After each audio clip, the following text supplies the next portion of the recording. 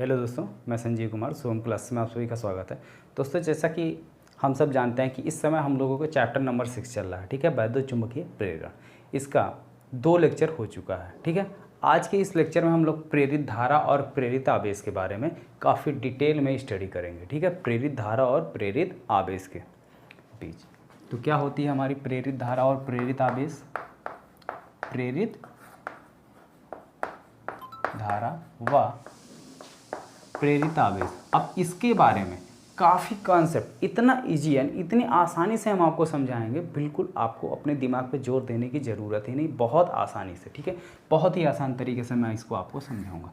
और एक चीज़, अगर आपको फिजिक्स में कहीं पर भी कोई प्रॉब्लम लग रही हो या फिजिक्स आपको पढ़ने में टफ लग रहा हो, ठीक है, या न्यूमेरिकल पोर्शन आपको टफ लग रहा हो, तो मैंने एक वीडियो बनाया था कि अगस्त में फिजिक्स से पढ़, ठीक है, अगस्त से पढ़कर फिजिक्स में 90 या 95 मार्क्स कैसे लाएं। उसमें हर एक चीज़ को मैंने क्लियर किया था कि गलती कहाँ पर होती है, वो लोग कैसे पढ़ते हैं जो लोग टॉपर होते हैं, या वो कैसे स्टडी करते हैं जिनको फिजिक्स टफ लगती। सारी चीज़ें पॉइंट वाइज मैंने जो है बिल्कुल एकदम क्लियर करके बताया था ये मंडे के वीडियो में, ठीक है। तो आप लोग उसको जो है प्लेलिस्ट से देख लीजिए। यकीनन वो वीडियो आप लोगों की तैयारी में बहुत ही ज़्यादा हेल्पफुल होगी, ठीक है।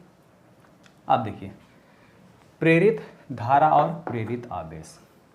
जैसा कि हम जानते हैं कि किसी भी, अगर मान लेते हैं कोई हमारा बंद परिपथ है, उसमें फेरों की संख्या अगर क्या है, n है, ठीक है। माना किसी कुंडली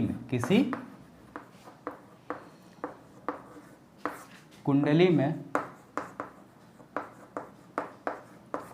फेरों की संख्या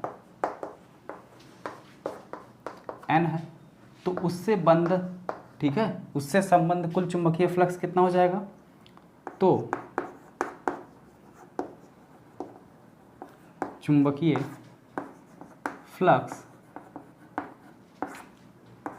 फाई बी बराबर कितना हो गया, n फाई, ठीक है। अगर एक कुंडली से संबंध चुंबकीय फ्लक्स कितना हो, फाई हो, तो फेरों की संख्या हमारी कितनी है, n है, तो कितनी हो गई, n फाई, ठीक है। अब हमें निकालना क्या है, प्रेरित धारा और प्रेरित आवेश, ठीक है, n फाई हो गया। लेकिन अगर चुंबकीय फ्लक्स में हम परिवर्तन करें, यदि क्या करें, यदि डेल्टा टी समय में चुंबकीय फ्लक्स में परिवर्तन, चुंबकीय फ्लक्स में परिवर्तन डेल्टा फाई हो, तब क्या होगा, डेल्टा फाई भी हो, तब परिपथ में प्रेरित विद्युत वाहक बल E बराबर -n d phi B by delta T, ठीक है, delta phi B by delta T, equation number 1, ठीक है। ये क्लियर हो गया। ये परिपथ का विद्युत वाहक बल है। अगर परिपथ हमारा बंद है तो उसमें बहने वाली धारा I कितनी हो जाएगी, I बराबर होती है E बाई आर, ठीक है। I बराबर क्या होता है, तो परिपथ में धारा I बराबर, ये है हमारी प्रेरित धारा, प्रेरित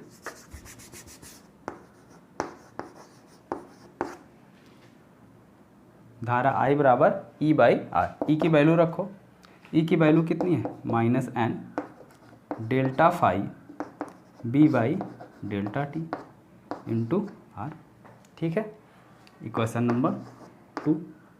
ये हो गया हमारा क्या, प्रेरित आवेश, प्रेरित धारा, ठीक है। इसको हम क्या लिख सकते हैं, -n, मान लेते हैं अगर पहले चुंबकीय फाई 1 रहा हो और बाद में फाई 2 हो गया, तो डेल्टा की जगह यहाँ क्या लिख सकते हैं, phi 1 minus phi 2 by R delta T.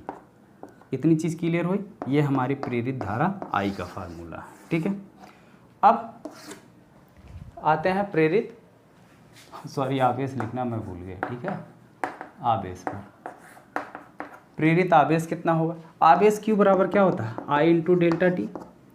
Q बराबर क्या होता है, I इंटू टी, ठीक है, I इंटू टी होता है, लेकिन यहाँ समय हमने डेल्टा टी माना है, कहाँ समय, यहाँ पे हमने डेल्टा टी माना, तो डेल्टा टी लिखा। तो Q बराबर क्या हो जाएगा, I की वैल्यू ये है, और I की जगह रखो -n फाई 1 माइनस फाई 2, ठीक है, phi 1 minus phi 2 upon R delta T into delta T. Delta T से डेल्टा टी कैंसिल हो गया तो क्यू बराबर क्या आ गया, minus N phi 1 minus phi 2 by R. ठीक है, ये हमारा प्रेरित। अब ये क्या है, प्रेरित आवेश क्यू बराबर क्या मिल रहा, ये चुंबकीय फ्लक्स में परिवर्तन है। ठीक है, चुंबकीय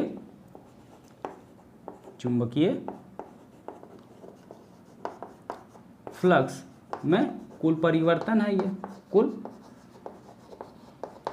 परिवर्तन, और बटे में क्या है, परिपथ का प्रतिरोध, कुल प्रतिरोध, कुल प्रतिरोध। यही फार्मूला किसका, प्रेरित आवेश का। ये दोनों चीज़ें क्लियर हुई।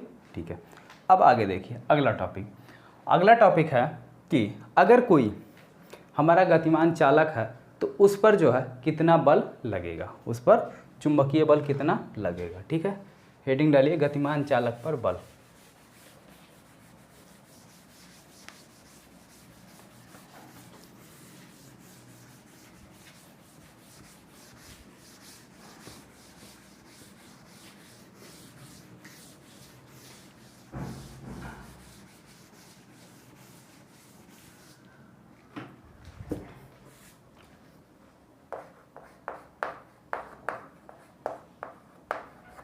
गतिमान चालक पर चुंबकीय बल। ठीक है, तो गतिमान चालक पर कितना चुंबकीय बल लगेगा, इसको ध्यान से देखिए। थोड़ा सा हम फिगर बना लेते हैं। ठीक है, ठीक दोस्तों, फिगर देखो बन गया।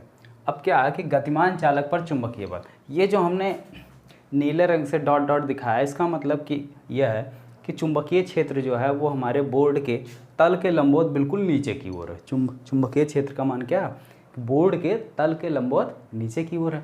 और जो हमारा गतिमान चालक है वो एक परिपथ के एलांग जो है चुंबकीय क्षेत्र के लंबवत। ठीक है, अब देखो चुंबकीय क्षेत्र ऐसे है और परिपथ जो चालक है पी क्यू वो ऐसे गति कर रहा है, तो दोनों एक दूसरे के लंबवत हैं। ठीक है, लंबवत गति कर रहा है विवेक से।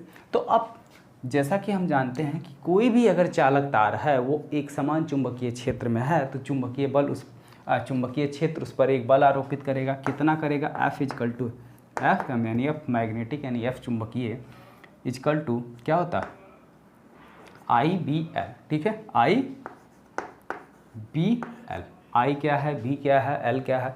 बी तो हमारा जान ही रहे हो चुंबकीय क्षेत्र, बी जो है चुंबकीय क्षेत्र है। एल क्या है, इस चालक तार पी क्यू की लंबाई है। एल जो है इसकी टोटल लेंथ है, एल जो है पी क्यू की लंबाई है।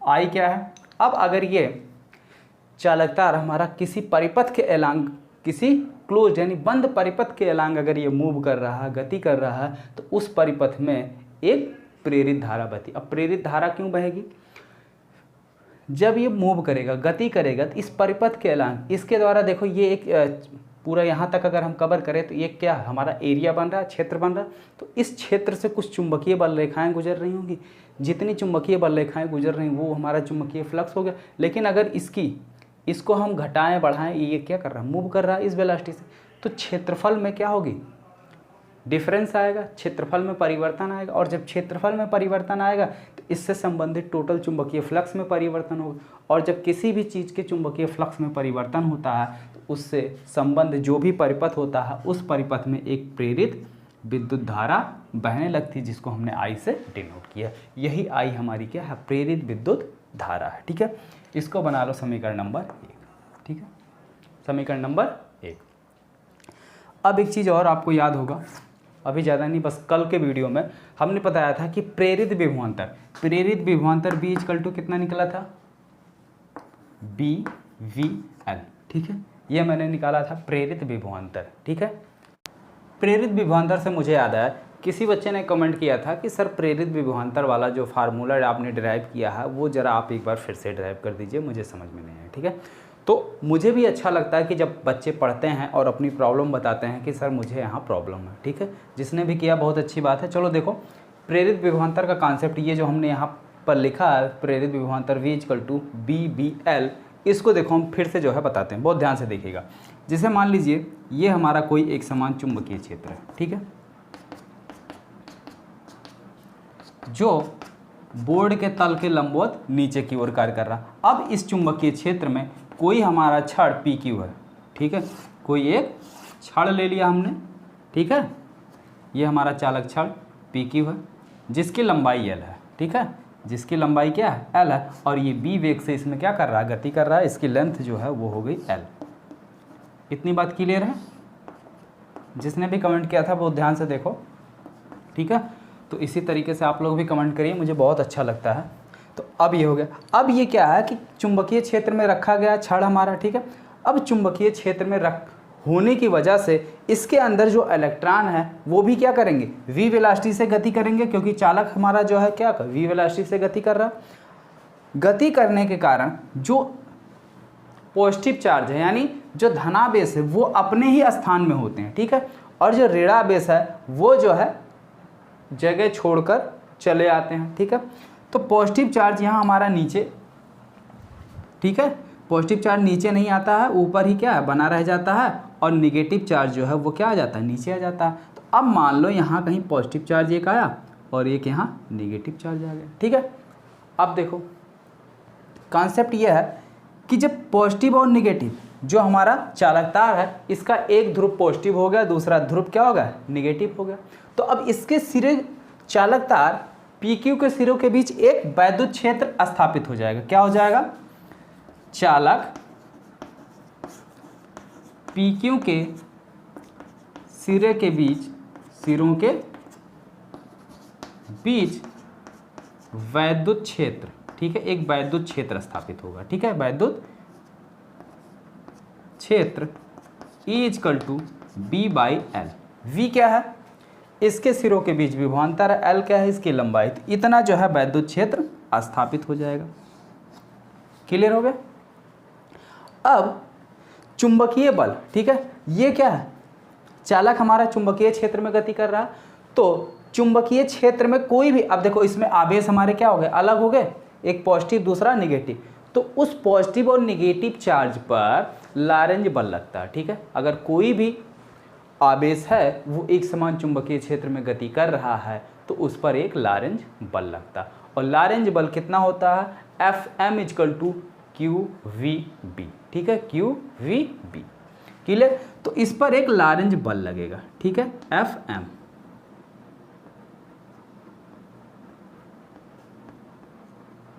ठीक है, और ठीक है लॉरेंज बल लग रहा। लेकिन लॉरेंज बल के साथ साथ इस पर अब एक पॉजिटिव चार्ज हो गया, निगेटिव चार्ज हो गए, और इसके सिरों के बीच वैद्युत क्षेत्र हो गया। तो अब इन चार्ज पर वैद्युत बल भी कार्य करेगा। बस यही समझना है कि चुंबकीय क्षेत्र में होने की वजह से जो आवेश है उस पर चुंबकीय बल यानी जिसको हम लॉरेंज बल कहते हैं, लॉरेंज बल काम करेगा, ठीक है। तो लॉरेंज बल कितना काम करेगा, Fm = QVB, ठीक है, ये इतना लॉरेंज बल काम करेगा। लेकिन पॉजिटिव और निगेटिव चार्ज हैं और ये इनके बीच में एक चुंबकीय वैद्युत क्षेत्र भी स्थापित हो गया। तो अब इनके बीच में वैद्युत बल भी कार्य करेगा। तो वैद्युत बल कितना कार्य करेगा, F, ठीक है, Fe जिसको बोलते हैं इलेक्ट्रिक फोर्स, ठीक है, वैद्युत बल कार्य करेगा। और ये Fe कितना हो जाएगा, Q × E, इतना वैद्युत बल कार्य करेगा, ठीक है। अब ये देखो जो हमारा लॉरेंज बल है और ये वैद्युत बल, ये दोनों तब तक का लॉरेंज बल जितना अधिक होगा उतना ही अधिक हमारा वैद्युत बल भी होगा। यानी ये दोनों इतना सामंजस्य बनाएंगे कि जितना ज़्यादा इसका मान बढ़ेगा उतना ही इसका ज़्यादा, और ये तब तक बढ़ता रहेगा जब तक कि दोनों वैल्यू बराबर ना हो जाए। अब हमने दोनों वैल्यू बराबर कर दो, Fm = Fe, Fm = क्या हो गया, Fe, वैल्यू रख लो। Fm की कितनी है, QVB = QE, ठीक है। लेकिन E = क्या होता है, B/L। E देखो Q से Q कैंसिल हो गया तो B = E, यही मिला ना। तो E की जगह रख दो V/L, तो B/L = VB। तो प्रेरित विभवांतर V = BVL। समझ में आ गया, ठीक है। प्रेरित विभवांतर VVL। अच्छे से आ गया समझ में?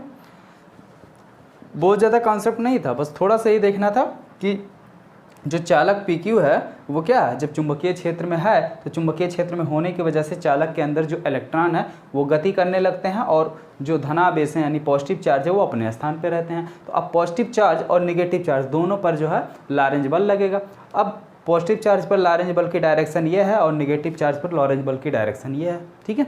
और इनके बीच अब इधर पॉजिटिव हो गया इधर नेगेटिव, तो वैद्युत क्षेत्र भी अप्लाई हो गया, ठीक है, वैद्युत क्षेत्र उत्पन्न हो गया। तो वैद्युत क्षेत्र होने की वजह से इस पॉजिटिव और नेगेटिव पर वैद्युत बल भी कार्य करेगा, जो कि इतना है, और ये दोनों बल बराबर होंगे, दोनों बलों को बराबर कर दिया गया, तो ये हमारा निकल के आ गया V = VVL, ठीक है। अब ये हो गया प्रेरित विभवांतर।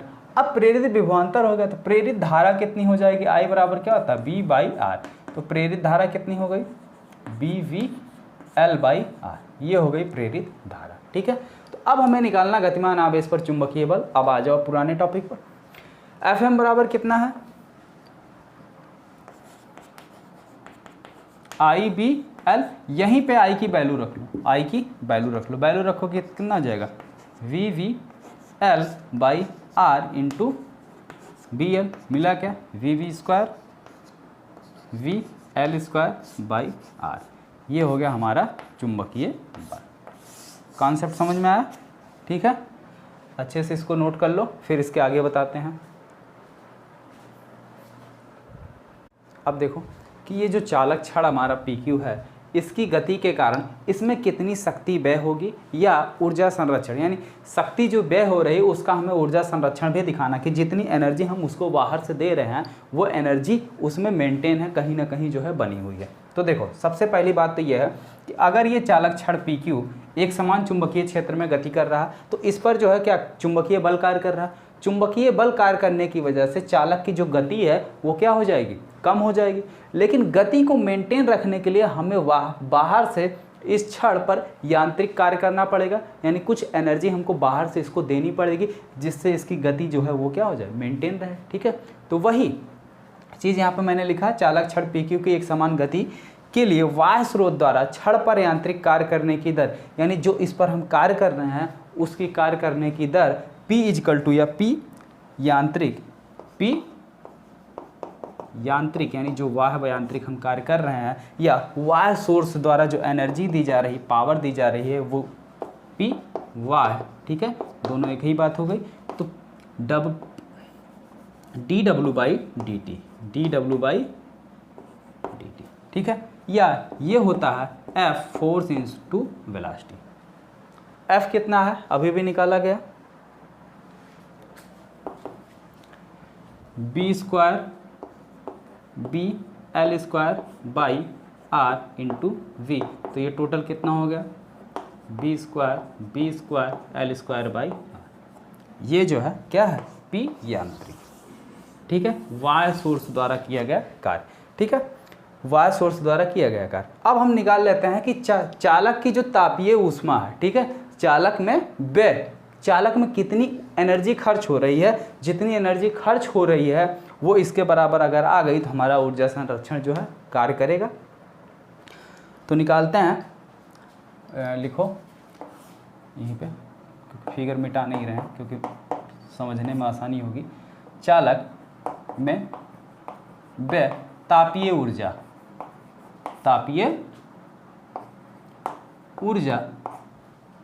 चालक में व्यय तापीय ऊर्जा यानी P तापीय इक्वल टू क्या होता है H/T, और H/T इक्वल टू होता है I² इंटू R। वैल्यू रखो I² की जगह I की वैल्यू, I कितना आया है VVL/R, तो BVL/R का होल स्क्वायर इंटू R, ठीक। अब होल स्क्वायर करोगे तो ऊपर भी होल स्क्वायर हो जाएगा और नीचे भी स्क्वायर, तो एक स्क्वायर से ये कैंसिल हो गया, आया कितना B²V²L²/R, ठीक है। अब देखो क्या कुछ देखने को मिल रहा कि जो P तापीय है वो हमारे P यांत्रिक के बराबर है, यानी इससे सिद्ध होता है कि जितनी एनर्जी हमने उसको दी वो एनर्जी कहीं गई नहीं बल्कि उसमें क्या हो गई, ऊष्मा के रूप में उत्पन्न हुई या टेम्परेचर के रूप में उत्पन्न हुई, ठीक है। तो ऊर्जा संरक्षण में क्या लिखोगे, P यांत्रिक इक्वल P तापीय। ठीक है, ये चीज़ आपका कंप्लीट हो गया। ठीक है, अब बढ़ते हैं अगले टॉपिक की तरफ, जो कि अगला टॉपिक है ईडी करंट, भंवर धाराएं। भंवर धाराएं और इसके उपयोग, इसको जो है हम लोग कल के वीडियो में स्टडी करेंगे। आज इसको जो है आप अच्छे से इसको तैयार कीजिए, और जहाँ पर भी प्रॉब्लम हो, जहाँ पर भी ना समझ में आए, बिल्कुल कमेंट बॉक्स में बिना किसी डर के कमेंट कीजिए, उसको आपको दोबारा बताया जाएगा। जैसे कि आज किसी बच्चे ने कमेंट किया था, मुझे बहुत अच्छा लगा देख के कि हाँ बच्चा पढ़ रहा है। ठीक है, ओके।